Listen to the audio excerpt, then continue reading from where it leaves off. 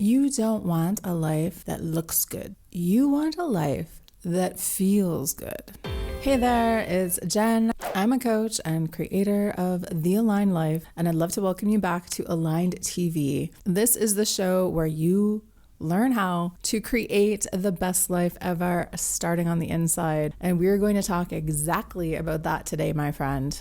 I thought that this was a good episode to put out during the beginning of the holidays, because sometimes we all need a little bit of an attitude adjustment when it comes to consumerism, to holiday shopping, and to holiday consumption in general. We live in a very visual world, and sometimes it is so easy to get carried away with that. And I know I'm guilty of this as well. I like to have my cute photos. I like to go out and take photos, but I often have to remind myself that this is not just about taking photos, and that I need to actually experience where I'm at when it is happening. If you have been on Instagram for a long time, and let's face it, most of us have, some of you have even grown up on Instagram, and boy, I can't even imagine what that is like. But by now you are very used to curating your feed and to putting out this little cute image of you, which is all well and good until we start to confuse that with reality. So that is just one of the ways that we can get looking good mixed up with actually feeling good, because these are two different things. I mean, I'm sure you don't need me to point that out to you. We know consciously that looking good and feeling good are not the same thing. Yet many of us make decisions based on the looking good part of it. So that could mean maybe you are stressing out about getting that beautiful, perfect picture at the holiday party, and you're spending all of your time and attention doing that instead of connecting with the people at the party. That could also mean that you are feeling a little stressed out and like you need a little self-care. So you load up your cart on ASOS and you put it on your credit card and you wait for your beautiful new holiday wardrobe to show up. And here's a non-holiday specific option. Perhaps you are in a relationship with somebody or trying to be in a relationship with somebody, and you know that they're actually not the right person for you, but you don't want to break up with them. You want to keep posting them on social media. You want to keep up the facade of happiness, because that seems like the better choice than actually admitting that this isn't what you really want and it's not really doing it for you, and doing the hard work of breaking up and starting all over again. So yeah, even though we know consciously that looking good and feeling good are two entirely different things, we still have a tendency to go for what looks good, because that seems like the better choice. So these examples that I have given you today, they might seem very different on the surface, like having that need to have the perfect Instagram feed and to get that social media feedback. That seems very different than wanting to have that beautiful, cute little outfit that you're going to wear Christmas morning or to Christmas dinner. And that feels very different than being in this relationship that is not really fulfilling you, but not actually wanting to leave. However, these things really stem from the same place, and that is a subconscious need to get your desires met from something outside of you. We all like attention, validation, compliments. We all wish that society and our parents and our family would look at us and think we are living a good, successful life. And we think sometimes that if we have the right outfit or the cute photo or the cute relationship, that we will get that sense of satisfaction. However, in each of these cases, we are keeping ourselves away from the thing that we very much want. Okay, so let's break down each of these examples a little bit more. So say you are the person who really wants that perfect Instagram pose, and you're handing your photo to 5 different people at the party, and you're posing by the tree, and you're posing by the food, and you're doing this pose with that person, etc., etc. Like, yeah, it is nice to look back at your photos and have all of these photos of a great night.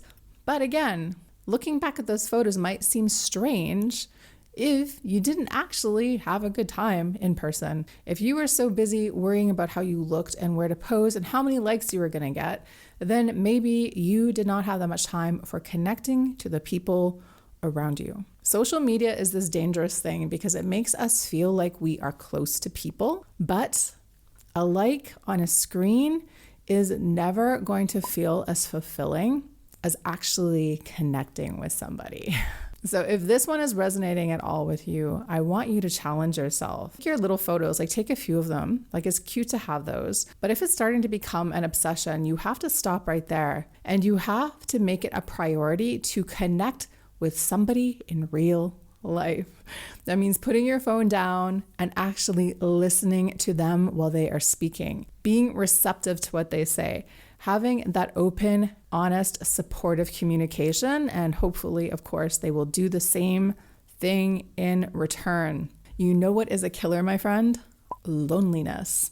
However, when you are at a party full of strangers and you are looking at your phone and taking photos and worrying about the likes and not connecting with the people in front of you, you are missing the benefit of the party. Like, yeah, you were there. Yeah, you showed up. Yeah, you have photo evidence of it. But did you have a connection? Did you have that chance to feel that with the people that you related to or your friends or whoever it was? Do not try to substitute the fleeting connection of an Instagram comment or fire react or even a DM with the power of a real life conversation. So remember, we are trying to feel good, not just look good. And that means doing things in real life that actually feel good and connecting, like really deeply connecting with somebody that will fill up your cup, that will fill up your heart. That is a real memory that you can take with you, even if you don't have the photos. So try to keep a balance here between what looks good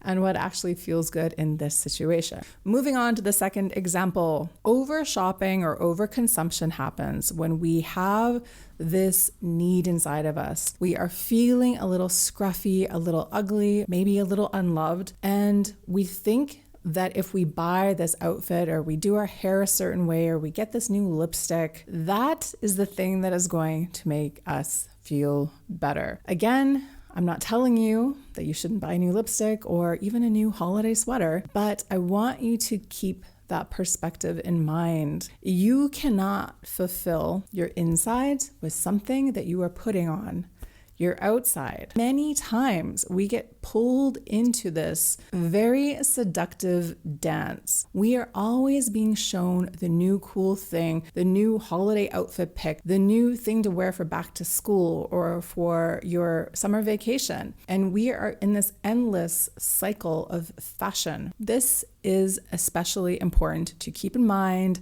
during the holiday season, especially during Black Friday.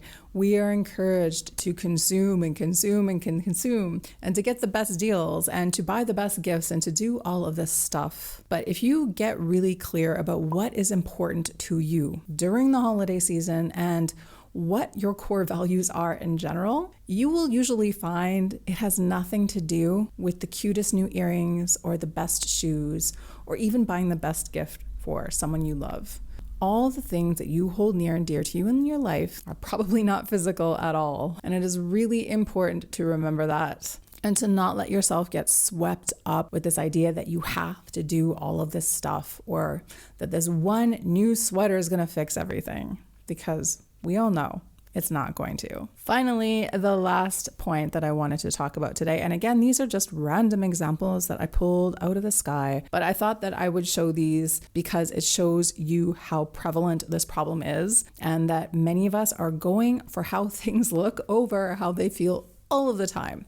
Being in the wrong relationship is one that is actually so common, especially if you are a woman. We have been socialized to think that we cannot be happy or complete or successful unless we have been chosen by somebody. Of course, it's not just women. I listened to a podcast the other day where the guy was talking like this, so it is definitely not just women. However, a relationship is not a sign of your self-worth, and being in the wrong relationship will hurt just as much, if not worse, than not being in a relationship or saving yourself for the right relationship. Maybe you should look at being single like that. I know maybe you want to get your mom off your back or your great aunt Mildred off your back. Maybe you are the last one in your group of friends that hasn't gotten married yet and you are mentally freaking out that your time is never going to come. Or perhaps you just started dating this person and you spent a long time with them, and at a certain point you realize it is not really who you want to be with, but you have not yet gotten the courage to get out. There are many reasons why we choose to stay in relationships that aren't actually good for us, but every single second that you spend in that relationship telling yourself that you're happy when you know you're not, you are creating cognitive dissonance. So you're creating this feeling of stress in your body because you know you're not living in alignment. And you are eroding your own self-trust over time because on the one hand, you're telling yourself, oh yeah, this is great. I want to be with this person forever. And on the other part of your brain is going, no way, this person sucks. And this is actually not what I want at all. When you do that for a long period of time, it doesn't matter what you tell yourself. Your affirmations and your goals just get weaker because of course, why would you believe any of that stuff when you are actively telling yourself a lie every single day?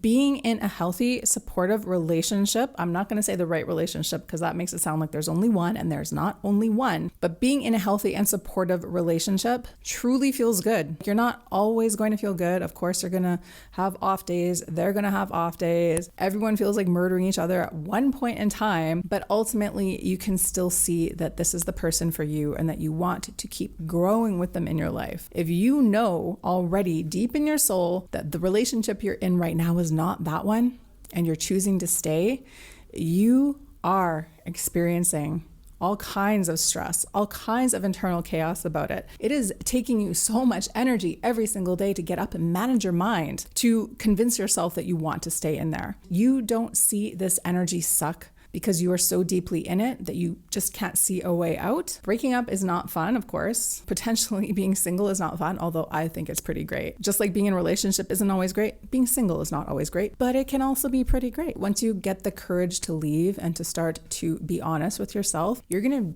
breathe a deep sigh of relief. No, you won't have the Instagram cute images to put up. You won't have all that stuff to put on social media. And you're going to feel like everyone in the world is looking at you and judging you for being single. And I guarantee that that is not happening because everyone else is just as concerned about their romantic situation as you are with yours. Don't let this pressure to be partnered up or to have this Instagram perfect relationship hold you back from admitting the truth to yourself, because if you do that, you are just creating your own private prison. Okay, so that is all I have for you today, my friend. But I want you to use this as a jumping off point for yourself. Where have you been opting for something that looks good instead of for what feels good? How have you been accidentally buying into external compliments or validation or societal approval rather than admitting what you actually want and what's actually good for you?